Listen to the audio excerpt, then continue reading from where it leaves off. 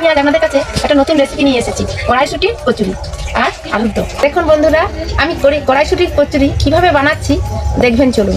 গ্রামের পরিবেশে কড়াইশুঁটির কচুরি, এটা আগে কড়াইশুঁটিটাকে পুর করতে হবে, দেখবেন। চলুন। কড়াইশুঁটিগুলো খুব সুন্দর। কড়াইশুঁটিটাকে আমি মিক্সিতে দিয়ে দিচ্ছি। একে কথা বেটে নিতে হবে। সামান্য একটু চিনি,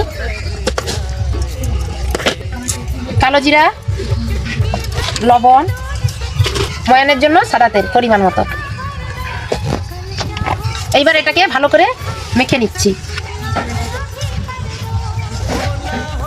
দেখুন, ময়ানটা মাখানো হয়ে গেছে, মুঠো করলে মুঠো হয়ে যাচ্ছে। এইবার আমি জল দিয়ে দেব।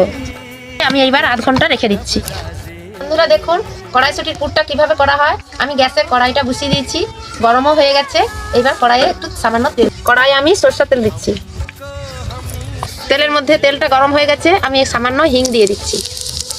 কড়াইশুঁটিটা মিক্সিতে ঘুরিয়ে রেখেছিলাম, এবার দিয়ে দিচ্ছি। এবার দিয়ে নেড়ে নিচ্ছি। কড়াইশুঁটির পুরটা হয়ে গেছে। এইবার আমি এর উপরে একটু জিরা গুঁড়ি, ভাজা জিরা গুঁড়ি আর লঙ্কা গুঁড়ি দিয়ে দিচ্ছি। কড়াইশুঁটির পুরটা হয়ে গেছে, এইবার আমি নামিয়ে নিচ্ছি।